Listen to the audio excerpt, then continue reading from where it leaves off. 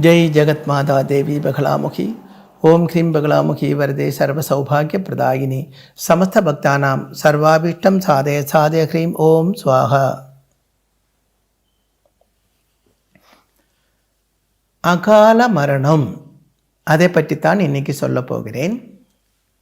சில பேர் சொல்லுவாங்க, உங்களுக்கு கூட அனுபவம் இருக்கும், அகாலத்தில் மரணம் அடைஞ்ச ஒரு ஆள்,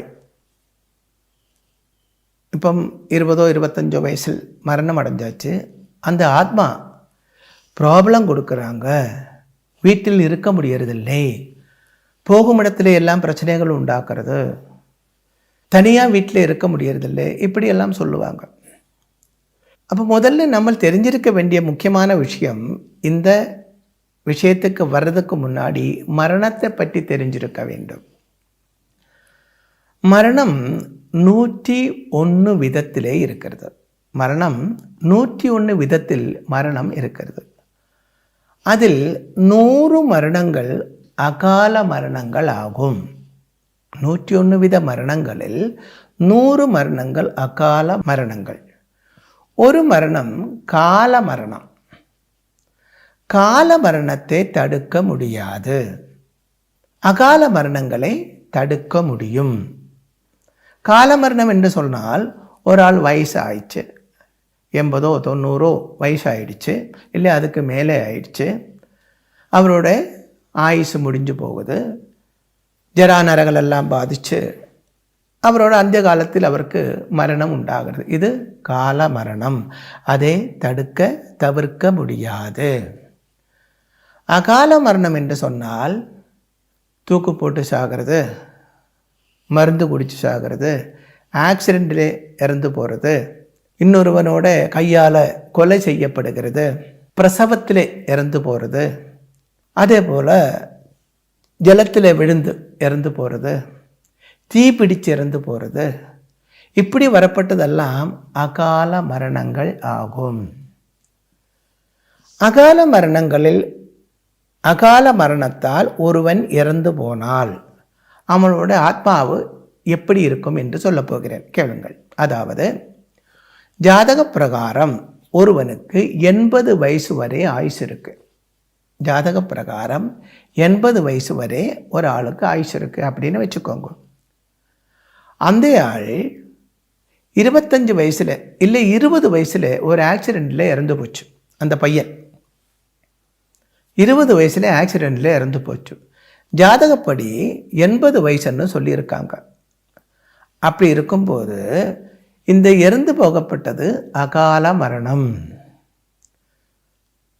இந்த ஆத்மாவு அகால மரணத்தில் ஜீவிதம் முடிஞ்ச இந்த ஆத்மாவு 80 வயசு வரைக்கும் ஆயுசு இருக்கிறது, 20 வயசுலே இறந்து போய்விட்டது. அப்போது பேலன்ஸு அவனோட ஆயுசு 60 வருஷ காலம் இருக்க வேண்டும் இல்லையா? 60 + 20 80 ஆகிறது. அப்போது இந்த 60 வருஷ காலம் இந்த ஆத்மாவு பூமியிலே அலைஞ்சுக்கிட்டே இருக்கும். அவனோட ஆயுர் காலம் முடிகிற வரைக்கும் அந்த ஆத்மாவுக்கு பூமியை விட்டு போக முடியாது. இப்படி உண்டாகப்பட்ட ஆத்மாக்களுக்கு தான் நம்ம பேய் பிசாசு இப்படியெல்லாம் சொல்கிறது. சில சினிமாவிலே நாடகங்களில் நம்ம அனுபவத்தில் கூட பார்த்துருக்கோம். சில பழைய அரண்மனைகளிலே எல்லாம், பழைய கட்டிடங்களில் எல்லாம், அதல்லாமல் சில இடங்களில், சில ரோடு, சில 4 சந்து, இந்த மாதிரி இடங்கள்ல எல்லாம் பேய் பிசாசு நடமாட்டம் இருக்குது அப்படியெல்லாம் சொல்லுவாங்க. கொஞ்சம் காலத்துக்கு அப்புறம், கொஞ்சம் வருஷங்களுக்கு அப்புறம் அப்படி ஒன்றும் இல்லைன்னு சொல்லுவாங்க. அதுக்கு என்ன காரணம் என்றால், அங்கே வசித்து வந்த அந்த ஆத்மாவு, அதுதான் பேய் பிசாசு என்று சொல்லப்படுகிறது, அந்த ஆத்மாவு காலாவதி பூர்த்தி ஆய போது அது அங்கே இருந்து போய்விட்டது. அதுக்கப்புறம் அங்கே பேயோ பிசாசோ இல்லை அப்படின்னு அர்த்தம். துர்மரணம் அடைஞ்சால் அந்த ஆத்மாக்களுக்கு சரியாக உள்ள பூஜா விதிகள் செய்யவில்லை என்றால் அதுதான் பேய் பிசாசு அப்படியெல்லாம் சொல்லப்படுகிறது.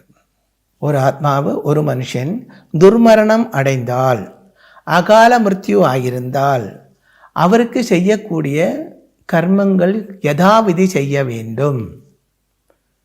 அப்படி செய்தால் மட்டும்தான் அந்த ஆத்மாவு உடனே மோட்ச பிராப்தியெல்லாம் உண்டாகாது. அந்த ஆத்மாவிலிருந்து நமக்கு உபத்திரவங்கள் இல்லாமல் இருக்கும். சொல்லுவாங்க அவன் மோட்ச பிராப்தியில் போயிடுச்சு, அதெல்லாம் கிடையாது. அந்த ஆத்மாவை இப்போ 25 வயசுல தான் இறந்து போச்சு. 50 வயசு வரைக்கும் ஆயுசு இருக்குன்னா பேலன்ஸ் 25 வருஷ காலமும் பூமியிலே தான் இருக்கும். அதற்கு வேண்டிய பரிகாரம் என்ன என்றால், முதல்ல அந்த ஆத்மாவை ஆவாகனம் செய்ய வேண்டும். ஆவாகனம் செய்கிறது என்றால் அந்த ஆத்மாவை கூப்பிடுறது அப்படின்னு அர்த்தம். அந்த ஆத்மாவை ஆவாகனம் செய்து ஒரு சந்தனத்தடியில், பொண்ணாயிருந்தால் பொண்ணோட உருவத்தில் ஒரு பொம்மை உண்டாக்கும் சந்தனத்தடியினால், ஆணாயிருந்தால் ஆணோட உருவத்தில் ஒரு பொம்மை உண்டாக்கி அந்த பேரு நட்சத்திரம் இதிலே அந்த பேரு நட்சத்திரப்படி ஒரு பொம்மை உண்டாக்கி இதில் அந்த ஆத்மாவை ஆவாகிச்சு அந்த ஆத்மாவை அதிலே சமர்ப்பணம் செய்யும். அதற்கப்புறம் இதுக்கு திலஹோமம் செய்வாங்க.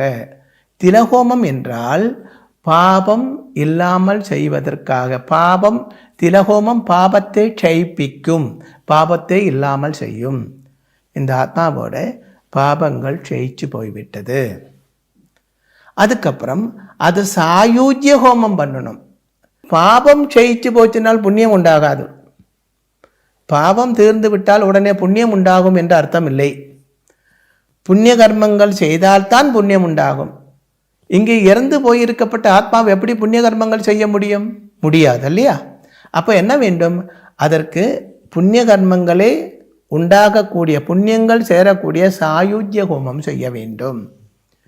சாயுஜ்ய ஹோமம் செய்து அந்த சந்தனத்தடியிலே ஆவாகனம் செய்யப்பட்ட அந்த பிரதிமையை மகாவிஷ்ணு க்ஷேத்திரத்திலேயோ சிவக்ஷேத்திரத்திலேயோ, அதாவது இந்த பையன் எந்த கடவுளை ரொம்ப விரும்பி இருந்ததோ இஷ்டப்பட்டிருந்ததோ அந்த க்ஷேத்திரத்தில் கொடுத்து அந்த க்ஷேத்திரத்தில் அந்த தெய்வீக சக்தியில் சமர்ப்பணம் செய்ய வேண்டும். அப்படி இருந்தால் மட்டும்தான் இந்த ஆத்மாவுக்கு சாந்தி உண்டாகும். மோட்ச பிராப்தி என்று சொல்றதுல அர்த்தம் இல்லை, சாந்தி உண்டாகும், ஆத்ம சாந்தி உண்டாகும். அப்போ இந்த ஆத்மாவிலிருந்து நமக்கு எந்த விதமான தோஷங்களும் உண்டாகாது. சேஷமுள்ள, அதாவது 25 வயசுல இறந்து போயாச்சு, ஜாதகப்படி 50 வயசு வரை இருக்கு.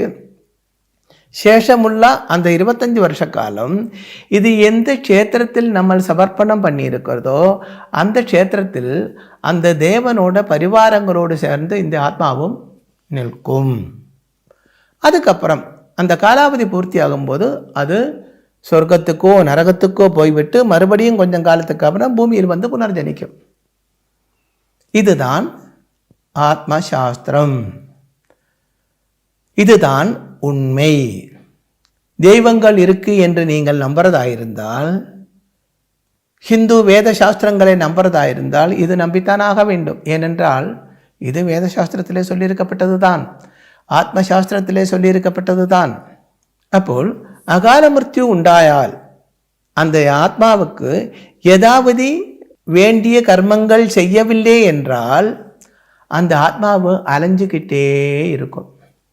ஆத்மாவை அலைஞ்சுக்கிட்டே இருக்கும்போது அதுக்கு நம்மளிடம் கோபம் உண்டாகும், வேண்டியவரிடம் கோபம் உண்டாகும்.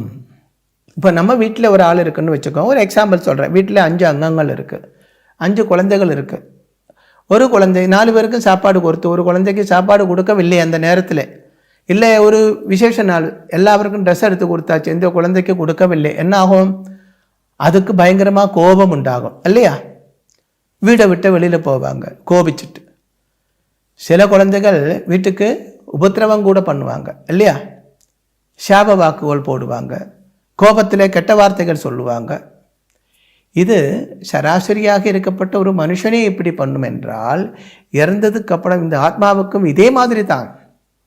அவருக்கு வேண்டியது பண்ணவில்லை என்றால் அதோட பெந்துமித்ராதிகளாக இருக்கப்பட்டவரிடம், அதோட சொந்தக்காராக இருக்கப்பட்டவரிடம் அதுக்கு ஒரு வெறுப்பு உண்டாகும், ஒரு வித்வேஷம் உண்டாகும். அந்த வித்வேஷம் வெறுப்பு வந்து நமக்கு தோஷங்கள் செய்யக்கூடிய ஒரு டெண்டன்சி அந்த ஆத்மாவிலே உண்டாகும். அது நம்மளோட உறக்கத்தை கெடுக்கும், நிம்மதியே கெடுக்கும். நிம்மதி இல்லை, உறக்கம் இல்லை, நிம்மதி இல்லை, இப்படி வரும்போது மனோவியாதி உண்டாகும், அந்த மனோவியாதியினால சொல்லுவாங்க, அதோ பேய் நிற்கிறது, அங்கே நிற்கிறது, இங்கே நிற்கிறதுன்னு. சிலவங்க உடம்புல வந்து பேய் வந்து சாமி ஆடுற மாதிரி சொல்லிகிட்டே இருப்பாங்க. உண்மையிலே அந்த ஆத்மாவை அப்போ இவனோட உடம்புல வந்து சொல்கிறது அல்லை. இவனுக்கு தூக்கம் இல்லாமல் வரும், பசி இல்லாமல் வரும், ரொம்ப டயர்டாக இருக்கும். இவனோட ஆத்மாவுக்கே ஒரு க்ஷீணம் சம்பவிக்கும் போது மனோவியாதி உண்டாயி, அந்த மனோவியாதியினால் இவன் சொல்லுவா, செத்து போனோட ஆத்மாவு தான் என்னோட உடம்பில் வந்திருக்கு. அவனோட உள்ளில் இருக்கப்பட்ட அந்த ஆத்மா, ஆந்தரிக ஆத்மாவை வந்து அடுத்தவனாகவே பேசுவாங்க, அடுத்தவனாகவே சொல்லுவாங்க. அப்போது செத்து போனவன் தான் உடம்பில் வந்திருக்கிறது, எனக்கு அப்படி பண்ணவில்லை, இப்படி பண்ணவில்லை, அப்படியெல்லாம் சொல்லுவாங்க. நம்ம செய்ய வேண்டியது என்ன என்றால், நம்ம வீட்டில் இல்லை நமக்கு தெரிஞ்ச வீட்டிலையோ பந்துக்கள்லையோ இப்படி அபமிருத்யு உண்டாயிருந்தால் அதற்கு யதாவிதி பூஜைகள் செய்ய வேண்டும். நேர நீங்கள் ராமேஸ்வரம் போகிறாங்க, ஒரு திலஹோமம் பண்ணுறாங்க, அதில் ஒன்றும் எந்த அர்த்தமே கிடையாது. சாஸ்திர விதிப்படி இதெல்லாம் பண்ணினா தான் பலம் உண்டாகுமே தவிர, இன்றைக்கி வந்து பூஜை ஜோதிஷம் இதெல்லாம் பாதிக்கு மேலே சும்மா ஏமாத்துறது தான். அந்த வழியில் போயாச்சுன்னா தன நஷ்டம்தான் உண்டாகுமே தவிர பலம் எதுவுமே கிடைக்காது.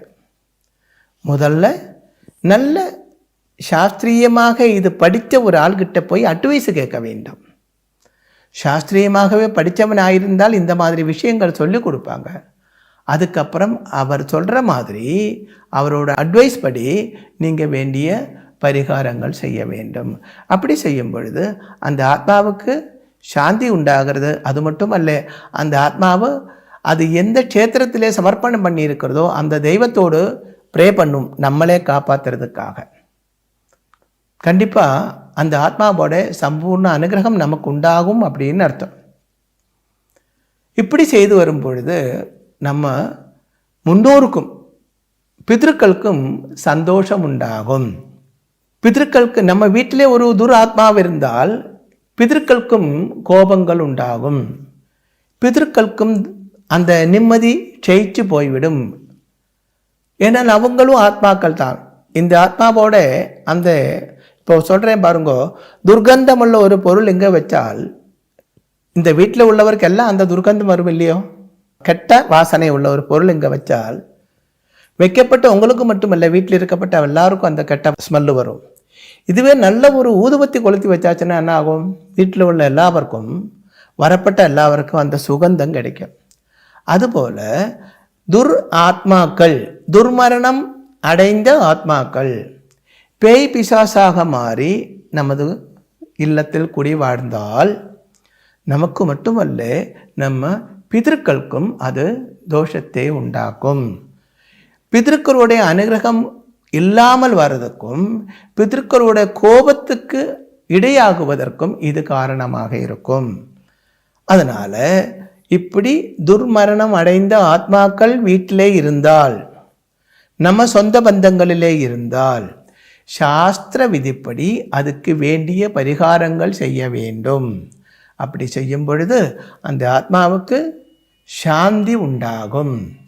நமக்கு எல்லாவித அனுகிரகங்களும் அந்த ஆத்மாவை எங்கே சமர்ப்பணம் பண்ணியிருக்கிறதோ அந்த தேவனோடு சேர்ந்து எல்லாவித அனுகிரகங்களும் இந்த ஆத்மாவும் நமக்கு தரத்தான் செய்யும். ஜெய் ஜெகத் மாதா தேவி பகலாமுகி சமஸ்த பக்தானாம் சர்வாபீஷ்டம் சாதய சாதய ஹ்ரீம் ஓம் ஸ்வாஹா. ஸ்ரீ சூரியமங்கலம் அத்வைத வேத வித்யா பீடத்தில் வேத யாகங்கள், தாந்திரீக பூஜைகள், ஜோதிடம், பிரசன்னம் மற்றும் வாஸ்து தொடர்பான ஆலோசனை பெற தொடர்புக்கு 7305442299.